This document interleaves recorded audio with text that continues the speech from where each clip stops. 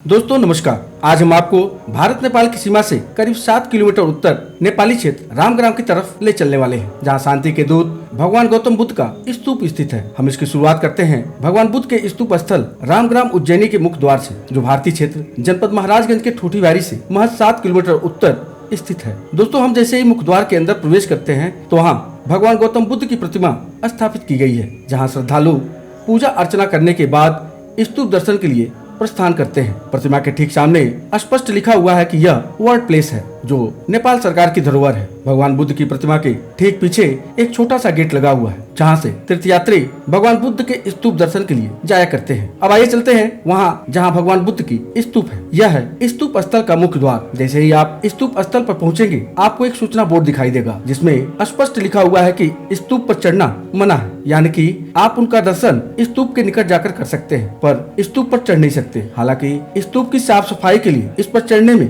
कोई मनाही नहीं है। स्थानीय लोगों का मानना है कि स्तूप की परिक्रमा कर मन्नतें मांगी जाती है, जो पूरी भी होती है। स्तूप के चारों तरफ परिक्रमा के लिए लकड़ी के सहारे मार्ग बनाया गया है, जिससे कि किसी को परिक्रमा करने में असुविधा न होने पाए। खूबसूरत वादियों के बीच भगवान बुद्ध का यह स्तूप वास्तव में बहुत ही मन लुभावन लगता है। दूर दूर से पर्यटक और श्रद्धालु दर्शन के लिए यहाँ आया करते हैं। ऐसी मान्यता है कि भगवान गौतम बुद्ध के माता पिता 2 अलग अलग राज्यों से थे। उनके पिता शुद्धोधन सौरवंश से और उनकी माता माया देवी कोलिया वंश से थी। बौद्ध ग्रंथों के अनुसार बुद्ध के महापरिनिर्वाण के बाद उनके अस्थि के अवशेषों को 8 राज्यों के बीच बांटा गया था, जिन्हें करीब 300 साल बाद सम्राट अशोक ने 8400 भागों में विभाजित कर उनके स्तूप का निर्माण कराया था, जिनमें से एक रामग्राम स्तूप को माना जाता है। स्थानीय लोगों की बातों पर विश्वास किया जाए तो इस स्तूप की रखवाली जहरीले नाग किया करते हैं। रामग्राम को लेकर इतिहास में तमाम कहानियां प्रचलित हैं, जिनमें से एक बताया जाता है कि भगवान बुद्ध के इस स्तूप की कई बार खुदाई करने का प्रयास किया गया, पर किसी को भी इसमें सफलता नहीं मिली। जब जब इसकी खुदाई का प्रयास किया गया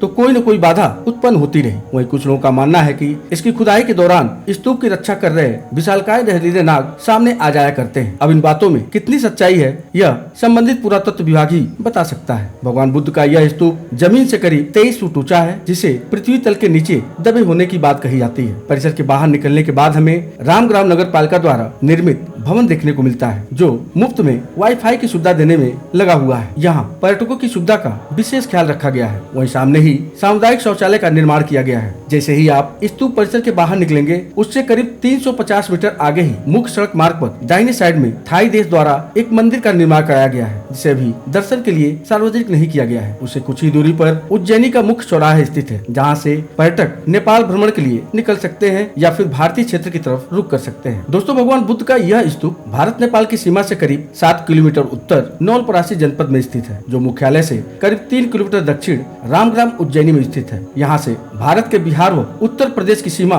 काफी करीब है। हमें उम्मीद है आपको आज की यह वीडियो अच्छी लगी होगी। आपको अगर वीडियो अच्छी लगी हो तो आप लाइक कमेंट करते हुए चैनल को सब्सक्राइब करना मत भूलिएगा। आपके बहुमूल्य समय के लिए आप सभी का बहुत बहुत धन्यवाद।